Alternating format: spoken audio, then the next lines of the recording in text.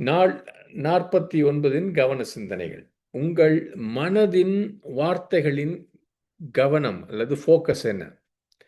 ரோமர் 12:2 பார்க்கிறோம். இனிமேலும் இந்த உலகத்தின் மாதிரிகளுக்கு ஒத்து நடவாதேயுங்கள். இறைவனால் உங்கள் மனங்களில் ஆழமாக புதுப்பிக்கப்பட்டு உங்கள் இயல்பில் மாறுதல் அடையுங்கள். இந்த கடந்த இந்த சீசன்ல, இந்த காலகட்டத்தில், இந்த காலத்துல பரிசுத்த ஆவியின் ஞானஸ்நானத்தை பல்வேறு அம்சங்களை பற்றி தியானிக்கிற இந்த நாட்களிலே தேவ ஆவியானவர் அமைதியாக ஆனால் தொடர்ந்து இச்சையாக என் எண்ணங்களின் மையத்தை குறித்து என்னிடத்திலே இடைப்பட்டு கொண்டிருக்கிறார். பல விசுவாசிகளிலே பலவீனங்கள், அற்புதங்கள், ஆசீர்வாதங்களுக்கு எதிர்ப்பு, அவிசுவாசம் இவைகளுக்கெல்லாம் ஒரு அடிப்படையான மூலத்தையும் ஆவியானவர் சுட்டிக்காட்டி வருகிறார்.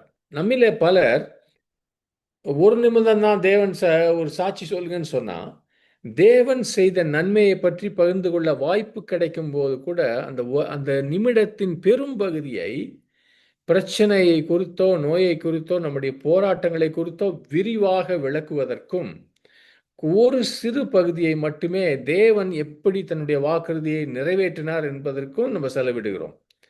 பரிசுத்த ஆவியானவர் இந்த ஒரு பிரச்சனையை எனக்கு மீண்டும் மீண்டும் எனக்கு சுட்டி காட்டினார். பாரு அவங்க பிரச்சனையை தான் பேசிட்டே இருக்காங்க. நான் இதை குறிப்பிட்டு சொல்லும்போது கூட விசுவாசிகள் மாறாமல் இருக்கிறார்கள்.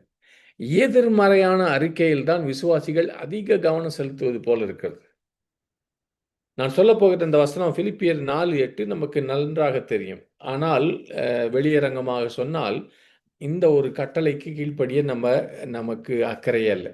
பிலிப்பியர் 4:8 இப்படி பவுல் சொல்றாரு, இறுதியாக பிரியமானவர்களே, உண்மையானது எவையோ, மதிப்பானது எவையோ, சரியானது எவையோ, தூய்மையானது எவையோ, அன்பானது எவையோ, அத்துடன் பாராட்டுதலுக்கு தகுந்தது எவையோ, மேன்மையும் புகழ்ச்சியுமானது எவைகளோ அவைகளை சிந்தித்துக் கொண்டிருங்கள். அதாவது அவர் சொல்றாரு, இறுதியாக பிரியமானவர்களே, உண்மையானது எதுவோ அவைகளை சிந்தித்துக் கொண்டிருங்க. இதெல்லாம் சொல்லும்போது நமக்கு துன்பமே வருவதில்லை என்று பாசாங்கு செய்ய வேண்டும், நடிக்க வேண்டும் என்று தேவன் விரும்புகிறாரா? உண்மை யதார்த்தங்களை மறுத்து நாம் வாழ வேண்டும் என்று அவர் விரும்புகிறாரா? இல்லவே இல்லை. உண்மையிலேயே அதுக்கு நேர்மாறான காரியம். உண்மை உள்ளவை எவையோ அவற்றை பற்றி தியானிக்க பரிசுத்த ஆவியானவர் விரும்புகிறார். உன் நோயை பற்றியும் அது எவ்வளவு மோசமாக உன்னை பாதிக்கப் போகிறது என்பதை பற்றி நீ சிந்திக்கிறாய். இது உண்மை என்று நினைக்கலாம். அல்லது மற்றவர்கள் கூட அதுதான் உண்மைன்னு சொல்லலாம். ஆனா அன்பான சகோதர சகோதரிகளே, சத்தியம் இயேசுவிலே இருக்கிறது என்பதை நம்ம கற்றுக்கொள்கிறோம். விசுவாசிக்கிறவர்னாலே சாத்தியமாகாதது எதுவுமே இல்லை. அதுதான் சத்தியம். அவருடைய நாமத்தில் நாம் நோயுற்றவர்களை குணப்படுத்துகிறோம், பேய்களை விரட்டுகிறோம். அதுதான் சத்தியம். அவருடைய காயங்களால் நாம் குணமடைகிறோம். அதுதான் மேலான உண்மை.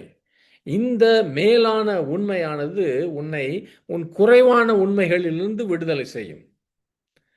உன் இதயத்திலே இந்த வாக்குறுதி நிறைவேறப் போவதில்லை, அல்லது தேவன் உன்னை சரியாக நேசிக்கவில்லை என்று சில கிசுகிசுப்பின் சத்தங்கள் கேட்கும்போது, அந்த எண்ணங்களை நீங்க எதிர்க்க கற்றுக்கொள்ளுங்க. உன் இதயத்திலும் உன் வாயிலும் பைபிள் சத்தியத்திற்கான எதிரான எதையும் நான் நம்பவில்லை, என்னை விட்டு விலகி செல் சாத்தானே என்று பிசாசை எதிர்க்கவும், உடனே அவன் உன்னை விட்டு ஓடி விடுவான். உன்னை பற்றிய சோக கதைகளை நீ அதிகமாய் அனுபவிப்பதற்கான இன்னொரு காரணம், நான் ஏன் கஷ்டப்படணும், ஏன் யாரும் என்னை ஆதரிக்கவில்லை, இப்படிப்பட்ட சோக கதை. இதுக்கு இன்னொரு காரணம் என்ன, நாம் மனுஷர்களுடைய பச்சாதாபத்தையும் பரிதாபத்தையும் பெறுவதற்கும், நமக்கு தெரிந்தோ தெரியாமலையோ நம்முடைய அவலத்தை மற்றவர்களுடையும் பரப்ப முயற்சிக்கிறது தான் அந்த காரணங்கள். ஆவியானவர் இன்னைக்கு உங்ககிட்ட நேரடியாக கேட்கிறாரு, ஜனங்களிடத்திலிருந்து உனக்கு அனுதாபம் வேணுமா, அல்லது தேவ ஆவியானவர்கிட்ட உனக்கு விடுதலையும் சுகமும் வேண்டுமா? உன்னை குறித்த சுய பரிதாபம் உன் மனதில் தோன்றும் போது பிசாசத்தில் திரும்பி பேசு. 1 யோவான் 3:2 சொல்லு, இப்போது நான் தேவனுடைய பிள்ளை. ஆமென். ஏதாவது ஒரு புலம்பல் கதையிலேயே பல நிமிடங்கள், பல மணி நேரங்கள் மூழ்கி அதிலேயே தங்கிவிட வேண்டாம்.